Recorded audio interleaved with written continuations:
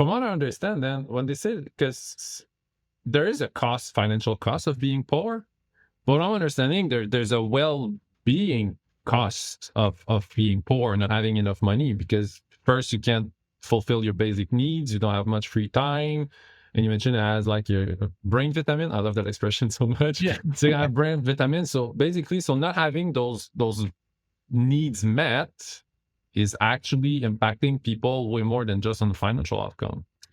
Yeah, and I'm really interested on research on unconditional universal basic income, UUBI. Unconditional universal basic income is exactly what it says. Unconditionally, because you are human, we will give you money to push away life's irritants. And the first known experiment on unconditional universal basic income has been done in Canada, in Manitoba, in the 70s. And basically, what the research results show that if we give people money, the natural reflex would be if we pay people to do nothing, they'll stay at home, do and party all day, and they won't do anything worthy for the human endeavors. But it's exactly the opposite. Since our brain are wired toward initiative, efficiency, and connectedness, the research shows that people who were given money were able to study longer. They were able to create their own companies. They were consuming less social services because they had less physical complaints, psychological complaints, behavioral complaints. And since they were sure to get money, they were able to have a future time orientation and plan in advance. So basically, when we are giving people money, people are happier and everyone wins.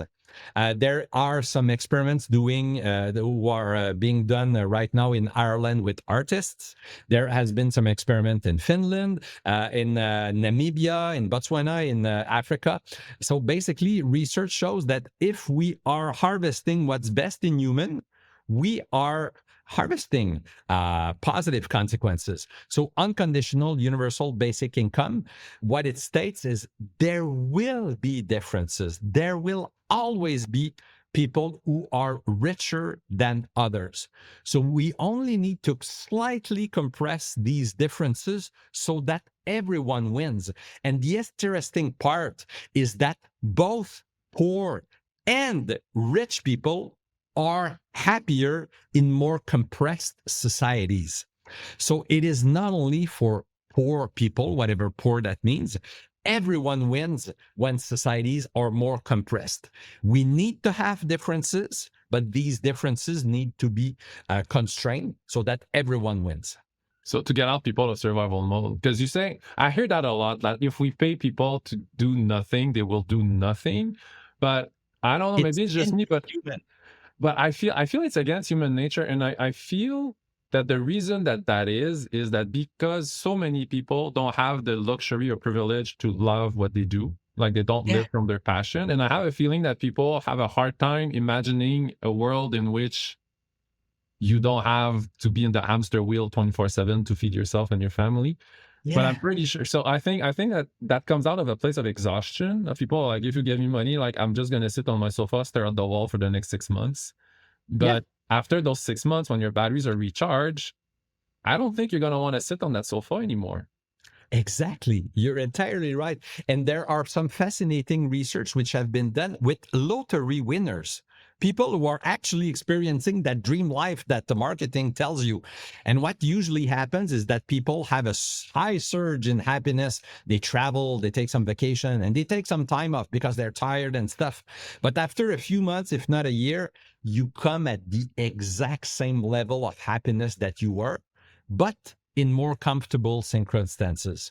So rather than have a normal sofa, you will have a leather sofa. Rather than having a 10-year-old car, you have a new car, but you're still as happy or unhappy that you were before.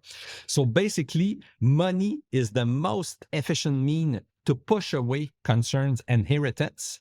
Once you get to a somewhat like an altitude of let's say if you take a plane flight, you have an altitude where it's optimal for winds and efficiency and stuff. If you are higher or lower, it's less efficient. But then If you have too much money, it creates concerns of its own, which are completely different than when you don't have enough money. But their general underlying idea is that we need air, water, food for the physiological needs. For the psychological needs, you have autonomy, belongingness, and competence.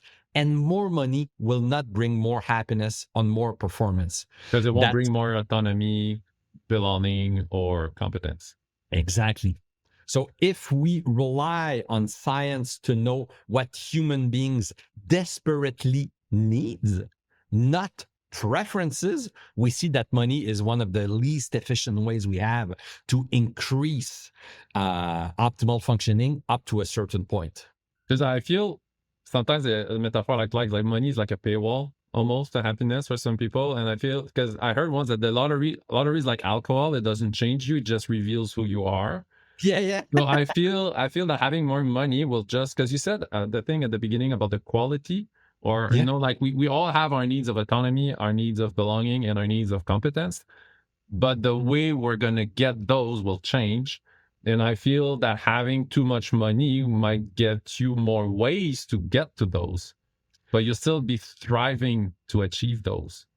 And one of the best ways to use money to be happy is to spend it on others. And what is the best way to spend it on others? Income tax. We are doing some research on income tax motivation. And we might slowly transit towards a wealth taxation, but that's for the future research. But income tax, you have the exact same continuum. People can integrate within the identity the importance of spending money for others.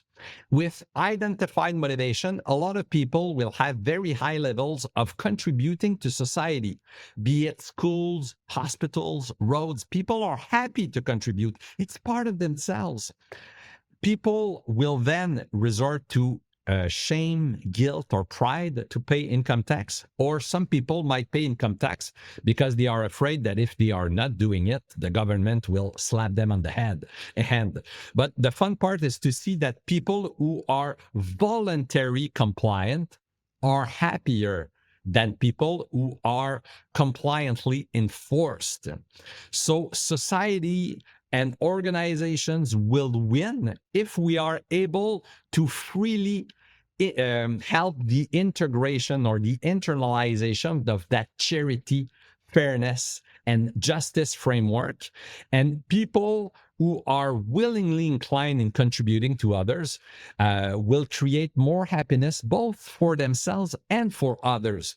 So that's what's fun with research, is that we confront our stereotypes or the general ideas we have, and then we test it with a few hundred or thousand people. And the systematic way of increasing happiness and well-being for the larger part is what interests me and what interests us as a research theory.